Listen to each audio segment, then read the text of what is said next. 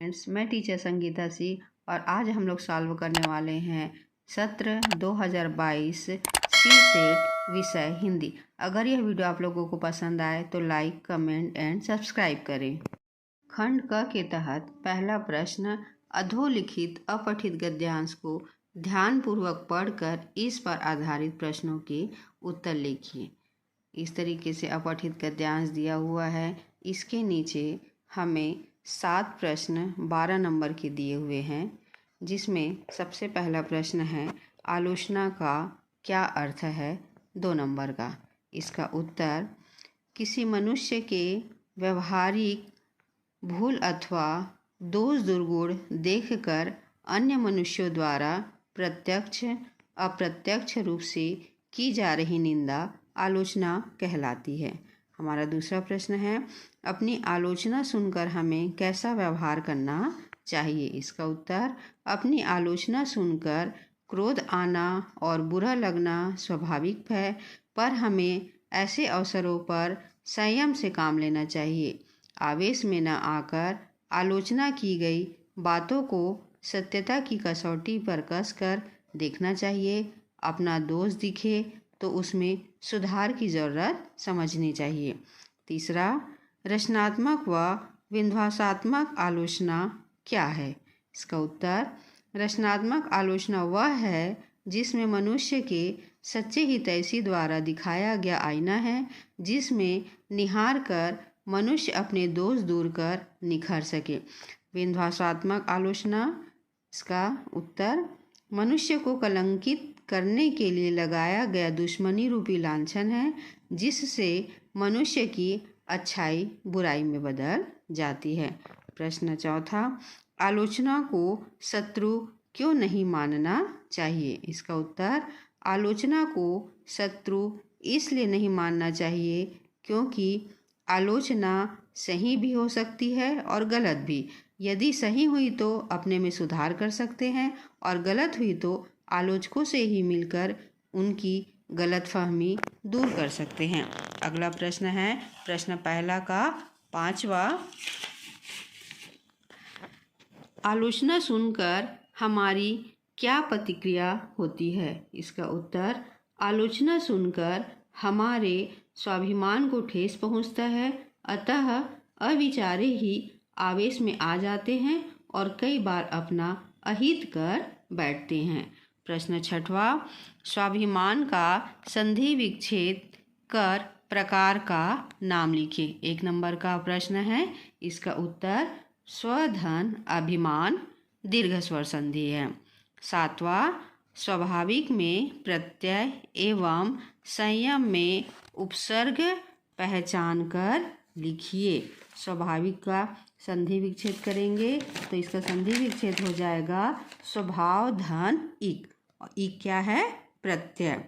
संयम का संधि विच्छेद करते हैं तो सम धन यम, सम उपसर्ग है। प्रश्न दूसरा, अधोलिखित अपठित काव्यांश को ध्यानपूर्वक पढ़कर इस पर आधारित प्रश्नों के उत्तर लिखिए। इस तरीके से काव्यांश दिया गया है। इसके नीचे 4 प्रश्न दिए गए हैं और चारों प्रश्न कितने नंबर के हैं, 1-1 नंबर के हैं। चलिए सॉल्व करते हैं। पहला प्रश्न, किन पंखों को फड़फड़ाकर पर्वत कहीं उड़ गया है। प्रश्न पहला का उत्तर, बादल रूपी पंखों को फड़फड़ाकर पर्वत कहीं उड़ गया है। प्रश्न दूसरा का दूसरा, तरुवर कैसे लगे रहे हैं। इसका उत्तर, तरुवर पर्वत के हृदय की उच्च आकांक्षाओं से लग रहे हैं। तीसरा, विशाल पर्वत का गौरवगान कौन कर रहे हैं। इसका उत्तर, विशाल पर्वत का गौरवगान गिरते हुए झरने कर रहे हैं। प्रश्न चौथा, अनिमेष इस शब्द के 2 पर्यायवाची लिखिए। तो अनिमेष शब्द का पर्यायवाची होता है अपलक, एकटक। खंड ख के तहत प्रश्न तीसरा, निम्नलिखित में से किसी एक शीर्षक पर लगभग 200 शब्दों में निबंध लिखिए, जिसमें पहला क, सेल्फी का बढ़ता बुखार, ख, सीमेंट के जंगलों में भटकी दुनिया, ग, परहित सरिस धर्म नहीं भाई, घ नारी सशक्तिकरण। तीनों सेट में सभी प्रश्न समान हैं, जिसे आसानी से बच्चे बना सकते हैं। प्रश्न चौथा, कोरोना के बढ़ते प्रकोप से बचाव हेतु टीकाकरण की अनिवार्यता पर स्वास्थ्य मंत्री को एक पत्र लिखिए, अथवा अमानक व अव्यवस्थित सड़क निर्माण से हो रही दुर्घटनाओं पर ध्यानाकर्षण कराते हुए दैनिक समाचार पत्र के संपादक को एक पत्र लिखिए। 5 नंबर का पत्र है, जो कि बहुत ही सरल है। पहला, कोरोना के बचाव से हमें क्या क्या उपाय करना चाहिए टीकाकरण का, इससे संबंधित आप लिख सकते हैं।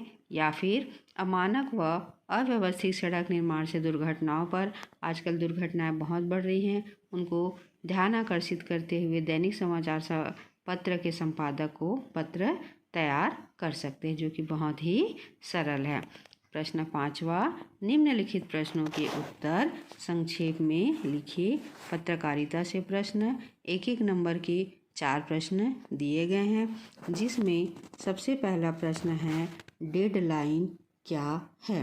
इसका उत्तर, कोई भी समाचार पत्र जिस अवधि के बाद छपता है वह अवधि ही किसी समाचार के लिए डेडलाइन होती है।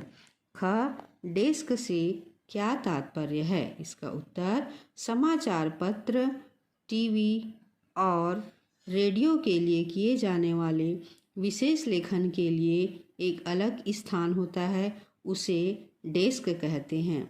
यहाँ किसी खास विषय के विशेषज्ञ मिल बैठकर विशेष विषय का लेखन करते हैं। ग, अंतः वैयक्तिक संचार किसे कहते हैं? उत्तर, एक व्यक्ति के स्वयं अपने आप से बातचीत करना ही अंतः वैयक्तिक संचार कहलाता है। घ, समाचार के प्रमुख तत्वों के नाम लिखिए। तो समाचार के प्रमुख तत्व, पहला नवीनता, दूसरा निकटता, तीसरा प्रभाव, चौथा जनरुचि, 5वां टकराव या संघर्ष, 6वां महत्वपूर्ण लोग, 7वां उपयोगी जानकारी, 8वां अनोखापन इत्यादि। ये सभी समाचार के प्रमुख तत्व होते हैं। प्रश्न 6वां, कोवैक्सीन टीकाकरण कक्ष में एक आम जनता और टीकाकरण टीम के बीच बातचीत के नमूने के आधार पर 3-3 संवाद लिखिए, अथवा कविता रचना में किन विशिष्ट तत्वों का समावेश आवश्यक है? 3 नंबर का है, अथवा प्रश्न है, दोनों में से हमको एक को लिखना है। तो संवाद, आप टीकाकरण कक्ष में जाते हैं तो एक जनता और एक टीम के मध्य हम किस तरीके से बात करते हैं, उसे आप जो है वो इस संवाद में लिख सकते हैं। या तो फिर अथवा प्रश्न दिया गया है, कविता रचना में किन विशिष्ट तत्वों का समावेश आवश्यक है, इसके 3 कारण हम लिख सकते हैं। जैसे पहला, अनुभूति की सहज अभिव्यक्ति का ध्यान, दूसरा भाव व कल्पना में सम्यक समन्वय, तीसरा भाव विषय सापेक्ष रसादी का प्रयोग, चौथा सम्यक काव्यानंद का ध्यान, 5वां काव्यापेक्षित अलंकार आदि की प्रविष्टि, 6वां भावानुकूल भाषा शैली, 7वां कविता का मूल उद्देश्य। यहाँ पर मैं 7 विशिष्ट तत्वों के नाम बताई हूँ, लेकिन आप लोगों को कोई 3 ही तत्वों के नाम को लिखना है। प्रश्न 7वां, बदलती जीवन शैली पर एक आलेख लिखिए, अथवा पत्रकारिता के विभिन्न आयामों में से किन्हीं 3 आयामों को समझाइए। अथवा प्रश्न है तो एक प्रश्न को हमको सॉल्व करना है। मैं पत्रकारिता के विविध आयामों में से किन्हीं 3 आयामों को समझाइए, इसका उत्तर मैं सॉल्व करा देती हूँ। इसका उत्तर हो जाएगा, पत्रकारिता का संबंध मुख्य रूप से समाचारों से है। इसके निम्न आयाम हैं। पहला, संपादकीय। यह समाचार पत्र का सबसे महत्वपूर्ण पृष्ठ होता है।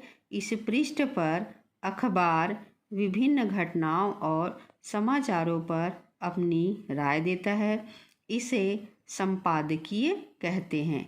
इसके अतिरिक्त विभिन्न विषयों पर विशेषज्ञ अपने विचार प्रस्तुत करते हैं।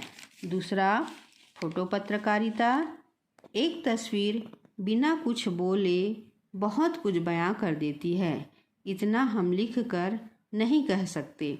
फोटो का असर सीधा और व्यापक होता है, इसलिए फोटो टेक्नोलॉजी का पत्रकारिता में अहम भूमिका होती है। तीसरा, कार्टून कोना। कार्टून के माध्यम से की गई टिप्पणियाँ सीधे पाठक के दिल में उतर जाती हैं। कार्टून प्रायः सभी समाचार पत्रों में होते हैं। इनकी चुटीली टिप्पणियाँ कभी कभी कड़े और धारदार संपादकीय से भी अधिक प्रभावशील होती हैं। चौथा, रेखांकन या कार्टोग्राफ। ये समाचारों को रोचक बनाते हैं, साथ ही उन पर टिप्पणी भी करते हैं। सेंसेक्स के आंकड़ों से लेकर खेल की दुनिया तक पूरी बात एक नज़र में ही सामने आती है। खंड का प्रश्न 8वां, निम्नलिखित काव्यांश पर आधारित प्रश्नों के उत्तर अपने शब्दों में लिखिए। काव्यांश दिया गया है। सचमुच मुझे दंड दो कि भूलूं मैं तुम्हें भूल जाने की। दक्षिण ध्रुवी अंधकार अमावस्या शरीर पर चेहरे पर अंतर में पालूं मैं। झेलूं मैं उसी में नहा लूं मैं, इसलिए कि तुमसे ही परिवेष्टित आच्छादित रहने का रमणी उजेला अब सहा नहीं जाता है, नहीं सहा जाता। ममता के बादल की मंडराती कोमलता भीतर पिराती है। गजानन माधव मुक्ति बोध की रचना सहर्ष शिकारा है से लिया गया है। इसमें देखिए 3 प्रश्न पूछे गए हैं, 2-2 नंबर के हैं।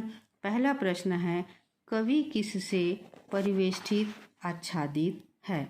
इसका उत्तर हो जाएगा, कवि अपने प्रिय के प्रेम आत्मीयता संरक्षण से परिवेष्टित आच्छादित है। दूसरा, ख, दक्षिण ध्रुवी अंधकार अमावस्या से क्या आशय है? तो इसका उत्तर हो जाएगा, दक्षिण ध्रुवी अंधकार अमावस्या से तात्पर्य दक्षिण ध्रुव की तरह नितांत सुनसान वीरान और अमावस की काली भयानक रात की तरह अंधकारमय हो। तीसरा, ग, उपर्युक्त काव्यांश के शीर्षक एवं कवि का नाम लिखिए। काव्यांश का शीर्षक पाठ सहर्ष शिकारा है। कवि का नाम गजानन माधव मुक्ति बोध। निम्नलिखित काव्यांश को पढ़कर नीचे दिए गए प्रश्नों के उत्तर लिखिए। 2-2 अंक के 2 प्रश्न दिए गए हैं, टोटल 4 अंक के प्रश्न। मुझसे मिलने को कौन विकल, मैं हूँ किसके हित चंचल। यह प्रश्न शिथिल करता पद को भरता उर में भी हलता है, दिन जल्दी जल्दी ढलता है। हरिवंश राय बच्चन की रचना दिन जल्दी जल्दी ढलता है से लिया गया है। पहला प्रश्न है, काव्यांश का भाव सौंदर्य अपने शब्दों में लिखिए। इसका उत्तर, इस गीत में कवि ने बीतते समय के साथ अपने लक्ष्य को प्राप्त करने की आतुरता का चित्रण किया है। प्रियजन से मिलने की एक व्यग्रता ढलते समय के साथ किस प्रकार प्राणियों की मनोदशा एवं उनके क्रियाकलापों को प्रभावित करती है, इस गीत में इसकी सहज एवं मार्मिक अभिव्यक्ति हुई है। ख, काव्यांश का शिल्प सौंदर्य लिखिए। इसका उत्तर, गीत की भाषा सरल सहज एवं प्रभावपूर्ण है। जल्दी जल्दी में पुनरुक्ति प्रकाश अलंकार एवं दिन का पंथी में रूपक अलंकार का प्रयोग हुआ है। मुझसे मिलने में अनुप्रास अलंकार का प्रयोग। प्रश्न 10वां, क, धूत कहो अवधूत कहो छंद के आधार पर तुलसीदास के भक्त हृदय की 3 विशेषताएं लिखिए। 3 नंबर का प्रश्न है। इसका उत्तर, धूत कहो अवधूत कहो वाले छंद में ऊपर से सरल व निरीह दिखाई पड़ने वाले तुलसी की भीतरी असलियत एक स्वाभिमानी भक्त हृदय की है। इनकी निम्न विशेषताएं हैं। पहला, तुलसी अपने नाम के उपनाम दास से ही सबको प्रदर्शित करते हैं कि वे तुलसी सरनाम गुलामों अर्थात वे राम के भक्त राम के दास हैं, वे पूर्णतः राम को समर्पित हैं। दूसरा, भूखमरी और बेरोजगारी के दौर में उन्होंने ऊंचे नीचे कर्म व धर्म अधर्म जैसे कार्य न करते हुए भिक्षा मांगकर भूख मिटाने और मस्जिद में आश्रम लेना स्वीकार किया। तीसरा, वे अपने कर्तव्यों के पक्के थे। उन्होंने पंडिताई में किसी की बेटी का विवाह किसी से भी करके जाति बिगाड़ने का काम नहीं किया। ख प्रश्न, बच्चों को कपास की तरह कोमल और उनके पैरों को बेचैन क्यों कहा गया है? पतंग की कविता के आधार पर उत्तर लिखिए। 3 अंक का प्रश्न है ये भी। इसका उत्तर, पतंग कविता के अंतर्गत कवि ने बच्चों को कपास की तरह कोमल इसलिए कहा है क्योंकि बच्चों में कपास जैसी श्वेत यानी स्वच्छ, कोमल और पवित्र भावनाएं होती हैं। यहाँ कपास का प्रयोग विशिष्ट है। यह बच्चों के शरीर की दुर्लभ लोच, नरमी, सहनशीलता एवं कष्टरोधी शक्ति की ओर भी संकेत करता है। कवि ने बच्चों के पैरों को बेचैन इसलिए कहा है कि बच्चों के पैर हर समय घूमने, चलने, दौड़ने एवं कूदने के लिए व्याकुल रहते हैं। वे कभी रुकने या थमने का नाम ही नहीं लेते। उनके पैरों में एक बेचैनी व्याकुलता मौजूद रहती है जिससे वे सारी धरती को नाप डालना चाहते हैं। हमारा अगला प्रश्न है प्रश्न 11। निम्नलिखित गद्यांश को पढ़कर पूछे गए प्रश्नों के उत्तर लिखिए। 2-2 अंक के 3 प्रश्न पूछे गए हैं। 6 अंक का है, जिसमें सबसे पहला प्रश्न है, आदर्श समाज का आधार क्या है? इसका उत्तर, आदर्श समाज का आधार स्वतंत्रता, भ्रातृता व समता है। आदर्श समाज में गतिशीलता होनी चाहिए। ख प्रश्न, एक आदर्श समाज के लिए क्या अपेक्षित है? इसका उत्तर, एक आदर्श समाज के लिए इतनी गतिशीलता अपेक्षित है जिससे कोई भी वांछित परिवर्तन समाज की एक छोर से दूसरे छोर तक क्रियान्वित हो सके। प्रश्न तीसरा, ग दूध और पानी के मिश्रण का अर्थ बताइए।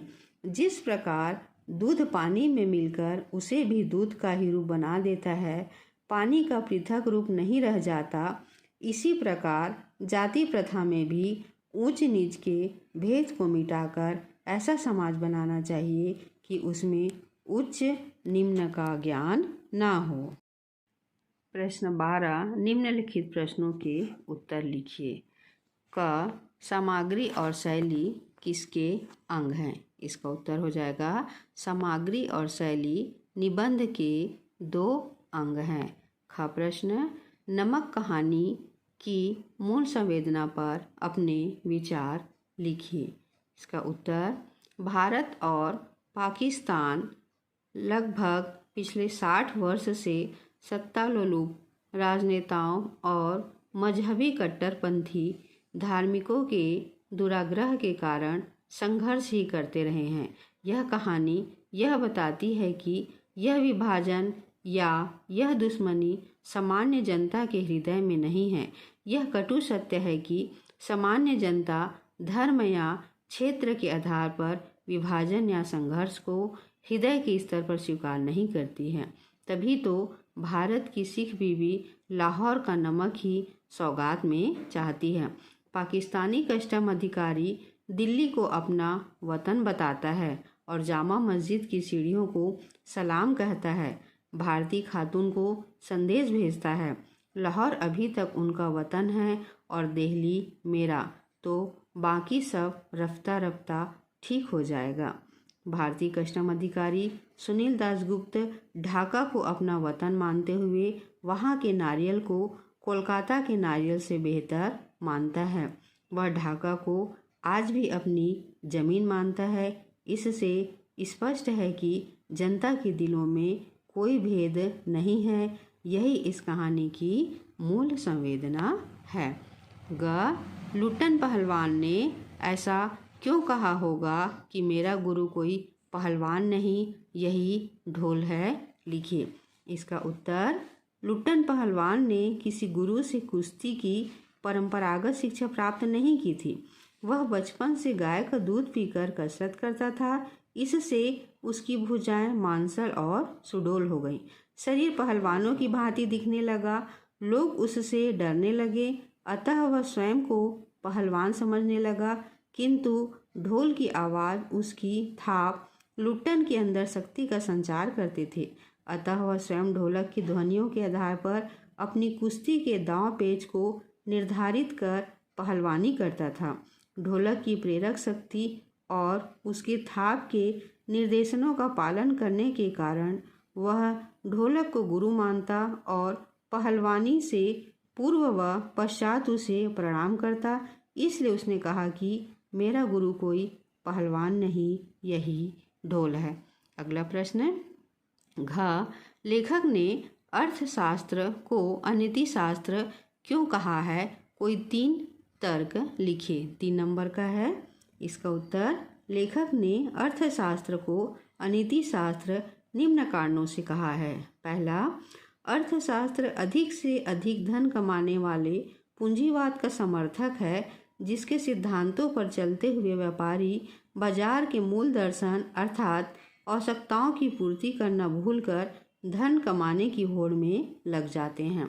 दूसरा, पैसा कमाने का लक्ष्य साधने से व्यापारी में कपट बढ़ जाता है। वे ग्राहक को हानि करके भी अपना लाभ कमाना चाहते हैं। इससे शोषण की शुरुआत हो जाती है। यह अनीतिपूर्ण है।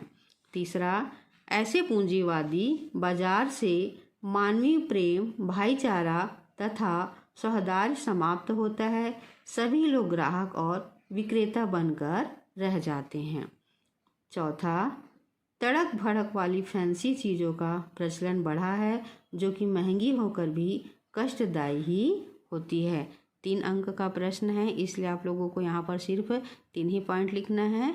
मैं यहाँ पर 4 पॉइंट बताई थी, आपको जो अच्छा लगे उसमें से 3 पॉइंट को आप लिख सकते हैं। प्रश्न 13, किन किन बातों को ध्यान में रखकर हम सिंधु घाटी सभ्यता की जल संस्कृति कह सकते हैं? किन्हीं 4 बिंदुओं में तर्क दीजिए। अथवा जूझ कहानी के लेखक के जीवन संघर्ष के उन 4 बिंदुओं पर प्रकाश डालिए जो हमारे लिए प्रेरणादायक है। विधान भाग से लिया गया है। इस प्रश्न का उत्तर मैं सेट बी में दे चुकी हूँ। अगर आपको यह उत्तर चाहिए तो मैं इस लिंक में डिस्क्रिप्शन बॉक्स में मैं डाल दूँगी, उस लिंक से आप उसका उत्तर देख सकते हैं। प्रश्न 14, सिल्वर वेडिंग के आधार पर उन जीवन मूल्यों की साधारण समीक्षा कीजिए जो समय के साथ बदल रहे हैं। अथवा प्रश्न दिया हुआ है, जूझ कहानी के प्रमुख पात्र आनंदा के स्वभाव की 4 विशेषताएं लिखिए। दोनों में से हमको एक उत्तर जो है वो लिखना है। अथवा करके दिया हुआ है, ये भी जो है वो 4 अंक का है, वितान भाग से लिया गया है। इसी में ख प्रश्न, वितान भाग से अतीत में दबे पांव पाठ के आधार पर शीर्षक की सार्थकता सिद्ध कीजिए। अथवा सम हाउ इम्प्रॉपर वाक्यांश का प्रयोग यशोधर बाबू लगभग हर वाक्य से प्रारंभ में तकिया कलाम की तरह करते हैं। इस वाक्य का उनके व्यक्तित्व और कहानी के कथ्य से क्या संबंध बनता है, लिखिए। प्रश्न 13 और प्रश्न 14 का आंसर बी सेट के आंसर में मैं दे दी हूँ। अगर आप लोगों को इसका आंसर चाहिए तो इसका लिंक मैं डिस्क्रिप्शन बॉक्स में मैं दे दूँगी, आप वहाँ से इसका आंसर प्राप्त कर सकते हैं। और अगर यह वीडियो आप लोगों को पसंद आया होगा तो लाइक, कमेंट एंड सब्सक्राइब करें।